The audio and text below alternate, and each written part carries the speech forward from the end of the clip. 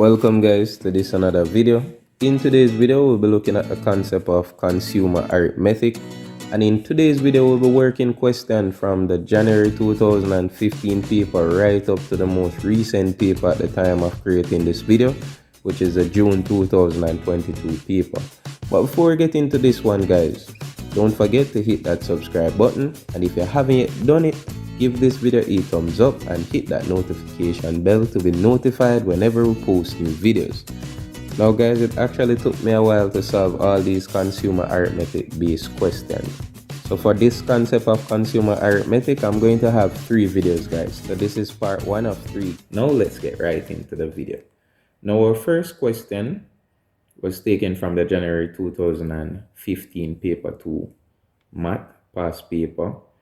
Right, and it goes like this. So Mark spends 3/8 of his monthly income on housing.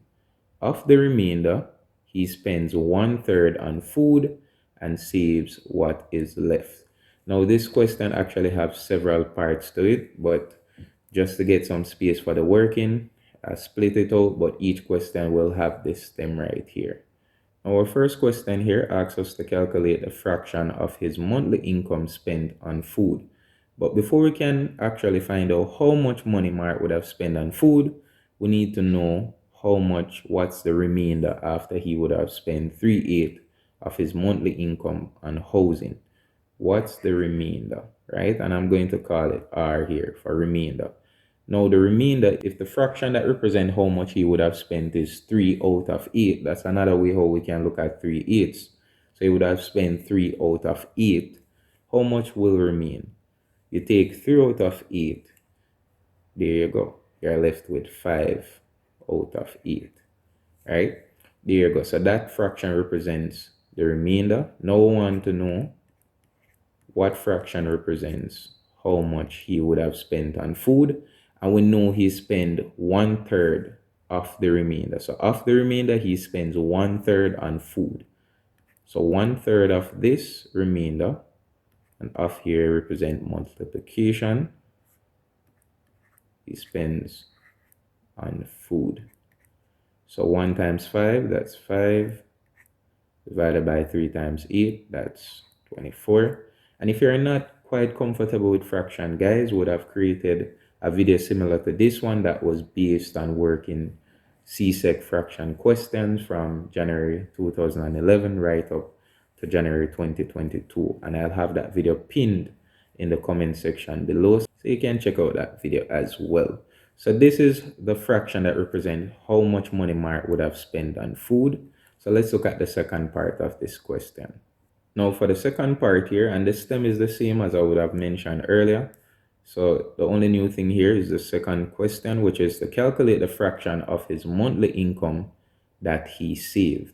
Now remember or recall how much was remain after taking 3/8. We determined that the remainder would be 5/8 remaining, and he would have spent out of this remainder, he would have spent 5/24 on food. So this is the fraction that represents how much he would have spent on food. And recall that the stem outlined that he would have saved what is left. So after taking this 5 divided by 24 out of the remainder, that's whatever is left, that's what he would have saved. So let's look at how we could treat with this. So after taking what was spent on food out of the remainder, that's what he would have saved. So we're going to subtract here. So we're going to take the fraction spent on food from the fraction that represents the remainder. And recall guys, before we can subtract here, we need the denominators to be the same. So I can use the equivalent concept here. So I'll ask myself, which number can I multiply 8 by to get 24? There you go. That's 3. So I'll multiply the denominator by 3. And of course, I'll have to multiply the numerator by 3 as well. Now let's see what we'll be left with. So I'll have 3 times 5, 15, divided by 3 times 8, that's 24, minus 5 divided by 24 is equal to Now that the denominators are the same, we can subtract the numerators. So 5 from 15 is 10. So I have 10 and I'll keep a common denominator here, which is 24. And of course, I could write this in a simpler form, as 2 can go into 10 5 times and 2 goes into 24 12 times. So I'm left with 512, right? So I can say, therefore, he would have saved a fraction that represents how much Mark would have saved would be 512s. Now we're looking at another consumer arithmetic based question that was given on the same paper, different from the previous one, but falls under the same concept of consumer arithmetic.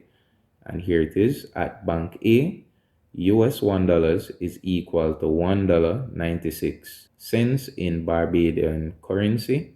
Calculate the value of US $700 in Barbados dollars, right? And there it highlights to us that US actually means United States dollars and BD means Barbados dollars, right? So what is US $700 in Barbados currency? Now, if we observe here, based on the conversion rate, it's evident that the US dollars is actually the larger of the two currencies, right? Because it takes $1.96 in Barbados currency to only get $1. So evident there that the US currency is the larger of the two currencies. And recall, once we're moving from a larger to a smaller unit, we'll multiply by the conversion rate, which is this right here, this value. So I want to move from US $700. Want to see what is the equivalent in Barbadian currency. So we'll multiply. So it's $700 times $1.96. That's a conversion rate. And I'll just bring up my calculator here to help me calculate this one. So there we go. So it's 700 times $1.96, which is equal to $1,372. So that's $1,372 in the Barbadian currency. So there we go. And that would have been our solution for this one. Now looking at part 2 of the previous question. So at Bank B this time around, the value of US $700 is $1,386 in the Barbadian currency. Calculate the value of US $1 in Barbadian dollars at this bank. So I want to find out what is $1 in the Barbadian currency, right? We know that $700 is equivalent to 1,386 Barbadian dollars. So if we want to find what $1 is worth, then we'll divide this 1,386 here by 700. And let's see what we'll get. Again, I'll use my calculator for this one. So here we go. So it's 1,386 divided by 700. And this is equal to $1.98. So this is $1.98 in the Barbadian currency. So that's the exchange rate. So for $1, you'll get $1.98 in the Barbadian currency to actually get this $1,386 for US $700. Now looking at the question that was given on the June 2015 paper, the table below shows a shopping bill for Mrs. Rowe. The prices of some items are missing, right? And there we have the table. And they ask us to calculate the value of X, the cost of 1 kilogram of sugar. So that's what this is. So it's a unit price, right? And X will be equal to, and how do we find the unit price, guys? So it's the cost, it's the total cost being divided by the quantity of items that would have purchased, right? So the total cost is $10.80. divided by the quantity, which is 3 kilograms. And let's see what we'll get with the aid of our calculator here. So there we go. So it's 10.80 divided by 3. This is equal to 3.6, which in truth is $3.60. Right, so we'll add a 0 there for the placeholder, as we usually write currency to 2 decimal places. Now looking at part 2 of the same question. If the cost price of 1 kilogram of rice is 80 cents more than for 1 kilogram of flour, calculate the value of y and of z. Now let's start with y, right? So y is actually the unit cost price of 1 kilogram of flour. And let's see how we actually go about that. They would have told us the relationship between the unit price for the rice compared to the unit price of the flour.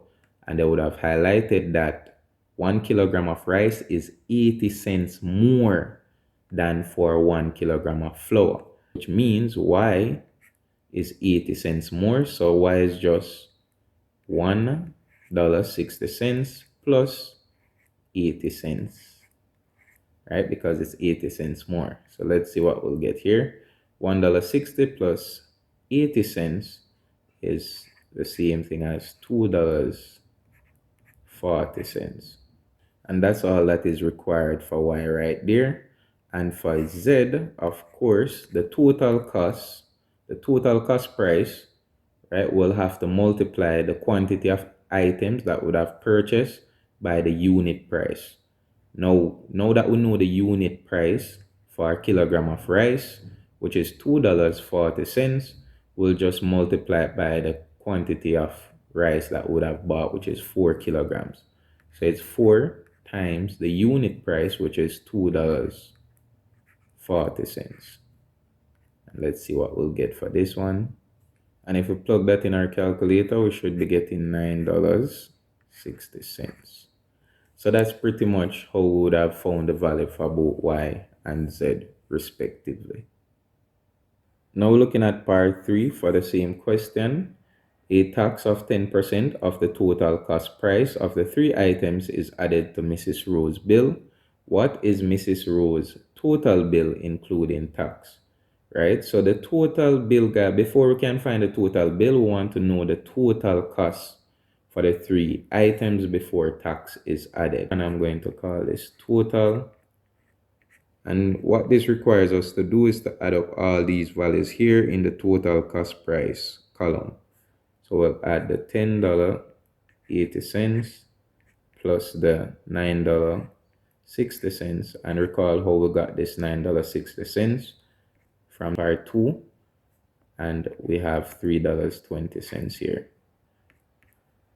After adding all of these, we should be getting $23.60. And this is the total cost before tax is added.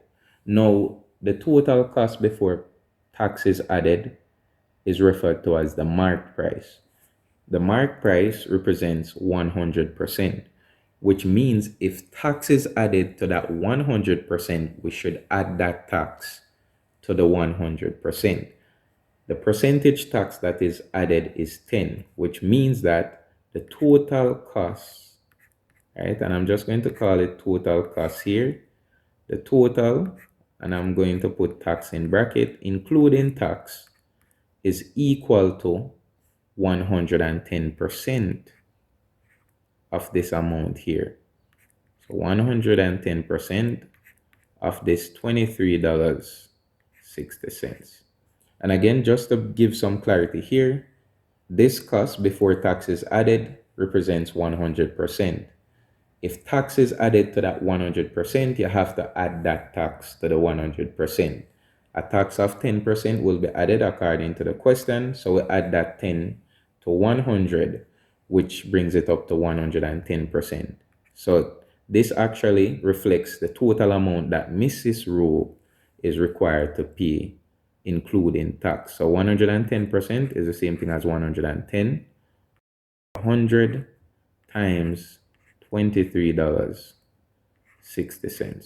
And with the aid of our calculator here, what we'll do here, it's very easy to figure this one out. So it's 110. What we could do is multiply across. So 110 times 23.60 is equal to whatever we get. We'll divide it by 100, divided by 100. And this is our answer here. So this is the total amount that Mrs. Rowe would have been required to pay, $25.96. So that's $25.96, right? And it makes sense that if the tax is added, then she'll be required to pay more. And that's just an easy way how you could do it. Another way how you could have actually done it is to find 10% of this $23.60. And after you would have gotten that 10% cost, the equivalent in dollars, you could then add it to the $23.60. But I think this one is pretty easier, faster, if you ask me. So that is why I would choose to do it like this. Now looking at the question that was given on the January 2016 paper, and it goes like this. The diagram below, not drawn to scale, shows two jars of peanut butter of the same brand. Which of the jars shown above is the better buy? Show all working to support your answer. Now, how can we determine which of these two, whether it's jar A or B, is the better buy, right? Now, what we want to determine which of these is cheaper if we're buying 1 gram, which has the cheaper unit price, right? So if we're buying jar A, let's see how much we'll be paying for 1 gram. How do we know how much we're paying for 1 gram? We'll have the total cost here, which is $2.14, being divided by the grams here that we're getting for this amount of money, which is 150 grams. And by doing this, we're getting the unit price now, how much we're paying for 1 gram. So let's see what we'll get here with the aid of our calculator. There we go. So it's $2.14 divided by 150. And this gives us, I'm just going to round this off to 2 decimal places for now. So $0.01, right? So that's what you're paying for 1 gram here, $0.01. Let's see how much you're paying for 1 gram if we're buying jar B. So what's the total cost here? It's $6.50 divided by the total grams here, which is 400. So this is the amount of grams we're getting for this money. And again, I'm going to use my calculator to help us out a little bit. So it's $6.50 divided by $400. Let's see what we get in here. Now this is $0, and if we should round this off to 2 decimal places, this is actually $0.02. So we'll have to use a 6 here to round up this one here by 1 to the next number, which is 2. So this is the same thing as $0.02, right? So if we check it, which of these two, based on our calculations that would have done, so would have shown our working here to support our answer. So the working is the evidence, right? So we're providing them with evidence of which is actually the cheaper, which have the cheaper unit price. And based on what we're seeing here, it's clear that jar A is a little bit cheaper than jar B, which means that therefore jar A would have been is the better buy, right? So jar A is the better buy, and you can state that there. And that's all that is required for this one. Now we're looking at another consumer arithmetic based question that was given on the same January 2016 paper. And it goes like this. So Thomas invested $1,498 at 6% simple interest per annum. Calculate the interest in dollars earned after 6 months, right? Now we have a formula that can help us out with this one. And it's a simple interest, and I'm going to call it SI for simple interest, just to save time here.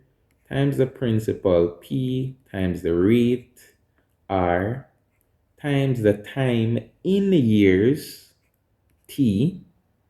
And because the rate is in percentage, I'm just going to divide all of this by 100, right? So the time must be in years, guys. So this 6 months, we're going to have to write it with respect to years, right? So let's see how we can do that. So the principal is the amount of money that is being invested, which is $1,498 times the rate. The rate is most often than not in percentage.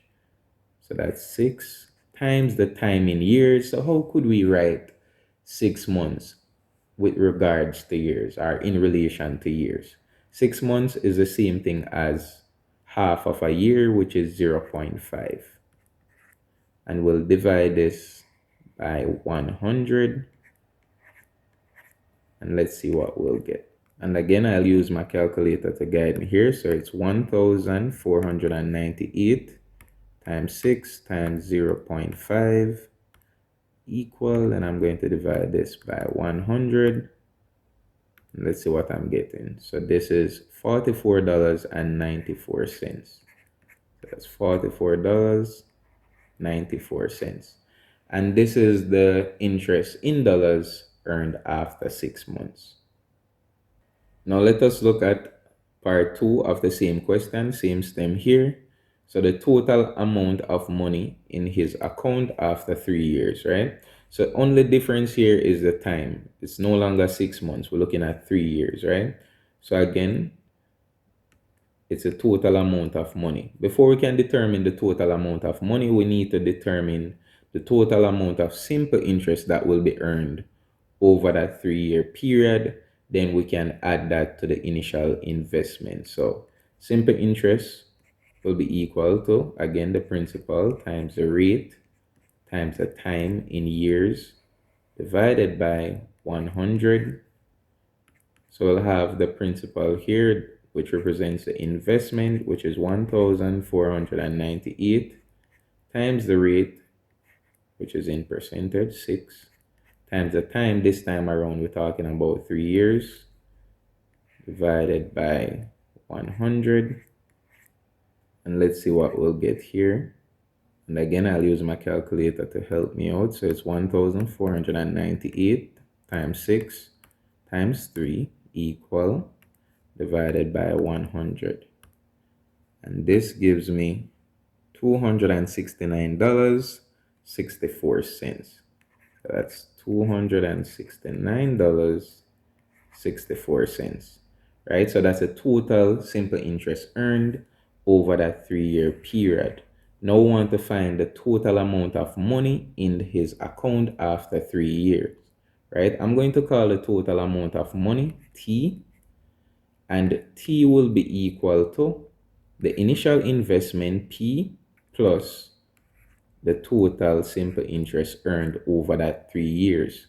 So the total amount of money that will be in his account will be the amount that he would have invested plus the amount of interest that he would have accumulated over that 3-year period. So this is 1,498 plus the simple interest, which is $269.64, which is equal to, and again, I can use my calculator to help me with this one. So it's 1,498 plus $269.64 is equal to $1,767.64. So that's $1,767.64. And can't forget to put our dollar sign there. And that would actually represent the total amount of money that will be in his account after 3 years. Now looking at part 3 of the same question here, same stem. So how long will it be before his investment earns $449.40? So this actually represents the simple interest here. So this time around, they would have given us the simple interest. They want to find out how long, length of time there. In other words, they're asking us how many years will it take to earn a total of $449.40 in simple interest after investing $1,498 at 6% simple interest per annum, right? So let's see how we could get that done. And again, we can use the same formula, simple interest, SI. The principal is equal to the principal times the rate times the time divided by 100. And the simple interest here, we got the simple interest, it's $449.40 is equal to the principal, which is the investment, $1,498, times the rate, which is 6, times t, which is what we're trying to find, the time in years, divided by 100. Now, there are several ways how we could approach this one, but let's just transpose for a little bit. So to get rid of this 100 here, I'm going to multiply both sides by 100, right, to get rid of that 100 here. And let's see what we have on the left-hand side here. So it's 100 times 449.40, which will give us 44,940. And let's see what we'll have on the right-hand side here. We'll have 1,498 times 6, which I'll use my calculator to help me out with this one. So there we go. So it's 1,498 times 6.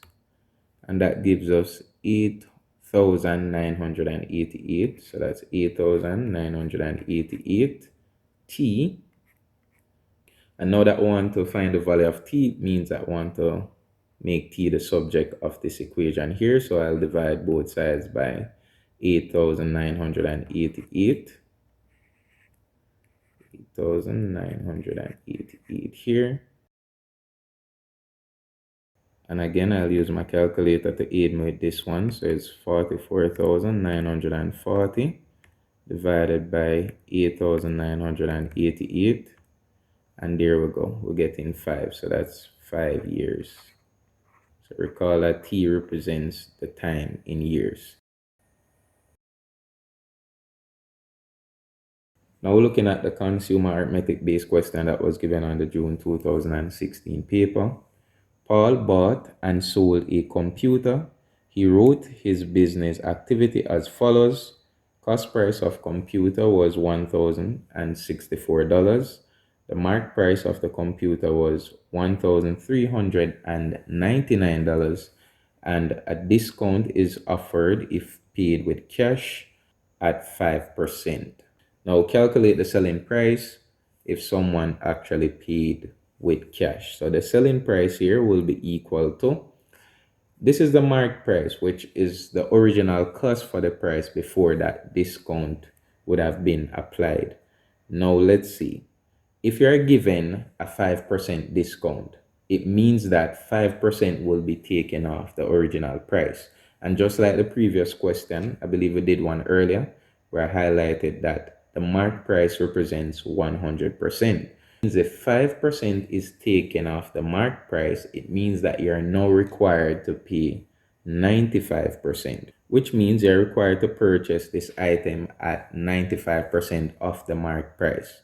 So that's what we're trying to find here. That will be the actual selling price of the item. 95% of the marked price, which I'll call MP, marked price. So 95% is the same thing as 95 out of 100 of means multiplication, and the marked price is $1,399. And let's see what we'll get here. And again, I'll use my calculator to guide me here. So it's 95 times 1,399 divided by 100. And let's see what we're getting. So it's $1,329.05. So $1,329.05. Don't forget to have your dollar sign here. So that's basically the selling price if paid with cash. Now looking at part 2 of the same question, same stem here, only a different question. So they're asking us for the profit or loss as a percentage of the cost price. So recall the selling price the selling price, we got that in the previous part of the same question here, and we got $1,329.05, which means Paul would have gained a profit there because the selling price of $1,329.05 is greater than the cost price of $1,064. So the profit here in dollars first, let's find the profit in dollars first, would be equal to, let's say, so it's a selling price minus the cost price, which is equal to $1,329.05 minus $1,064. And let's see what we'll get here. And again, I'll use my calculator to aid me. So it's $1,329.05 minus $1,064. And this is $265.05. Now I want to find out what does this represent as a percentage. So what does this represent as a percentage? So let's see. So we'll have the profit in dollars, right? So we'll have the profit. So I have P in dollars divided by the cost price, which I'll call CP, times 100. So that's a formula right there. So the profit in dollars, we got 265.05 divided by the cost price of 1,064 times 100. And let's see what we'll get here.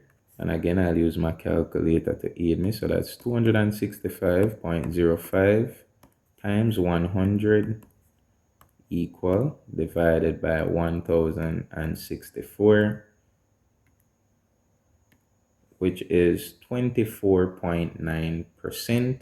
We could write it as 24.9%. Some may round it off to 25%, but I'll just keep it at 24.9% for now. So I write my answer to one decimal place. And that's pretty much the percentage profit that was gained. Now we're looking at another consumer arithmetic based question that was given on the same June 2016 paper. So orange juice is sold in cartons on 3 different sizes, right? And they're highlighted here. Which size of orange juice is the most cost effective by? Justify your answer. So again, guys, this is very similar to a question that we did, the one with the peanut butter, I believe. So again, we're going to compare the unit prices. So for the 350 milliliter carton, let's compare the unit price, right? And I'm going to call it UP. The unit price for this one would be equal to the cost, $4.20 for the 350 milliliter. And let's see what we'll get here. And I'll use my calculator again to aid me with this one. So it's 4.20 divided by 350. And this is 0.012. Let me just write all 3 decimal places just in case the answer turn out to be very close. And we have the one for the 450 milliliters now. Same unit price again, UP is equal to this one now, $5.35 divided by 450. And again, I'll use my calculator to aid me. So that's $5.35 divided by 450. Let's see what we get here. So this is 0.0119. Let me write it like that. So it's 0.0119, right? So that is why I want to write it to as much decimal place as possible, as these results are turning out to be very close to each other. So let's see the final one here, which is 500 milliliter. So the unit price for this one, UP, is equal to, cost here is $5.80 divided by 500, and let's see what this will give us. So we have 5.80 divided by 500 is equal to, so we have 0.0116, 0.0116, and all of this is in dollars. Forgive me when I put in my signs earlier. So we definitely have to remember our signs, guys, right? Because we're working with some currency here, our money, right? So when we compare this, of course, this is a smaller value. Of course, if we look at the first three decimal place, this is 0.12, this is 0.11, which is smaller, and here we have 0.11, just the same, but the next digit that follow is smaller than a 9 here. This is 6, so this would be the best buy when we're looking at the comparison among all three size cartons. So we can say therefore the 500 milliliter carton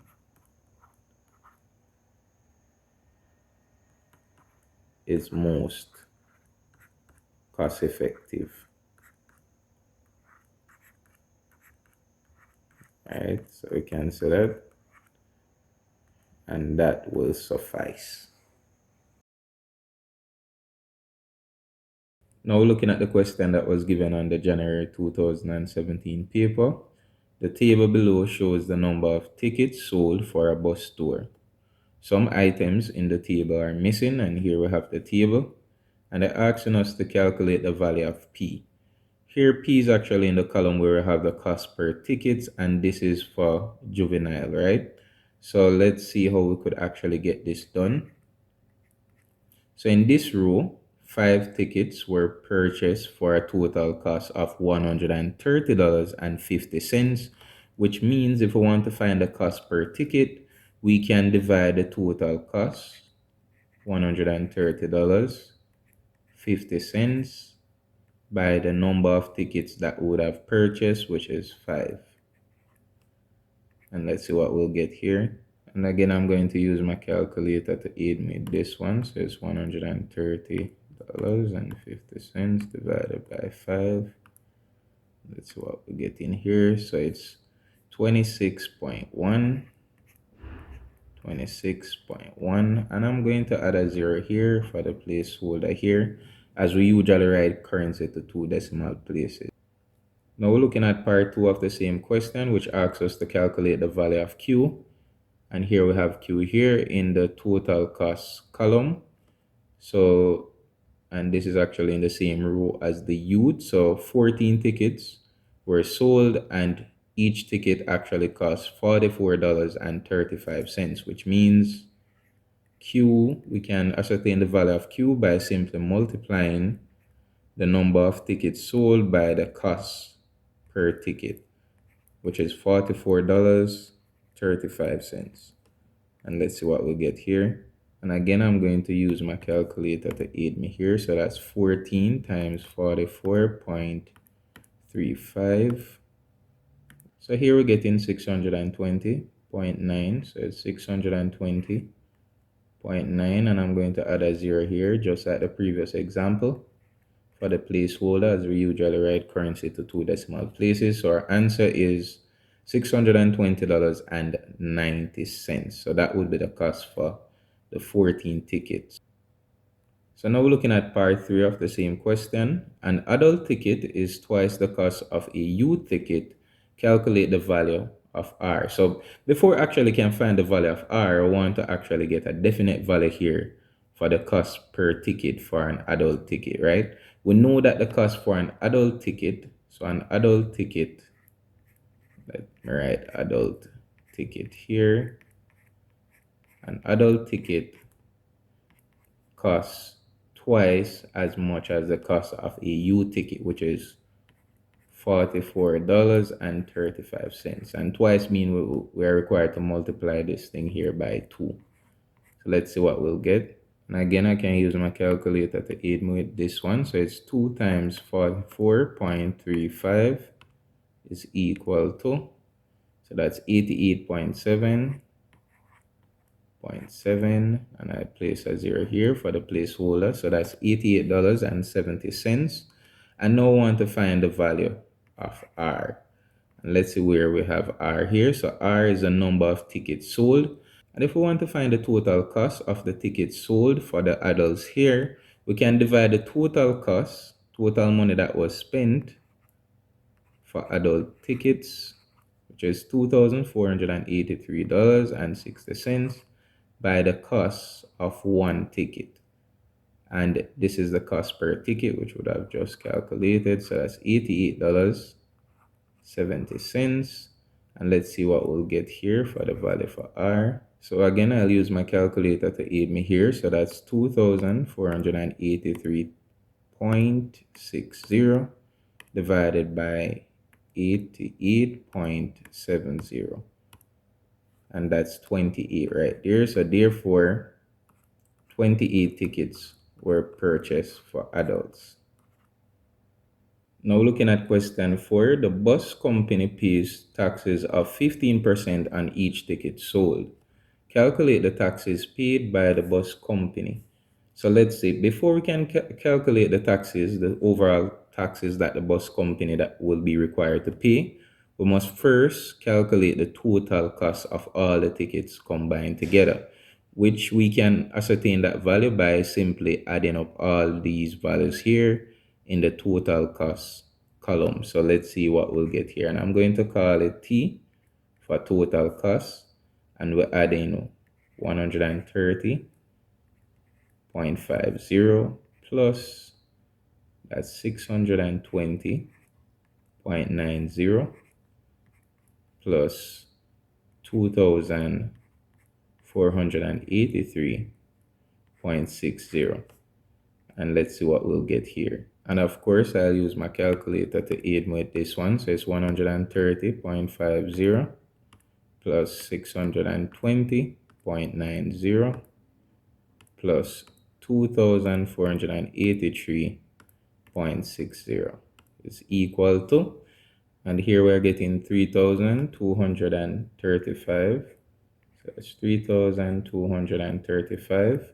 And now if we actually find 15% of the total cost that the tickets will actually come up to, then that will actually give us the total taxes that the bus company will actually be required to pay. Now that we would have found the total cost for all the tickets combined together, we can now find the total tax that the bus company will be required to pay, which is what they want us to find here. And the tax is 15% of this cost right here. So it's 15% of this 3,235. And 15% is the same thing as 15 out of 100 times 3,235. And let's see what we'll get here.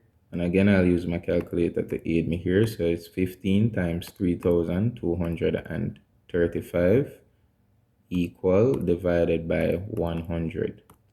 Let's see what we'll get in here. So that's $485.25. $485.25.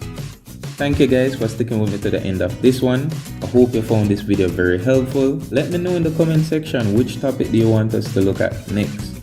If you request it, you might just have it, right? So someone actually requested this topic and that's what we did. So let us know in the comment section below. Now don't forget to subscribe to the channel guys, give this video a thumbs up and hit that notification bell to be notified whenever we post new videos. I'm looking forward to see you guys in our next video. Until then, blessings and peace.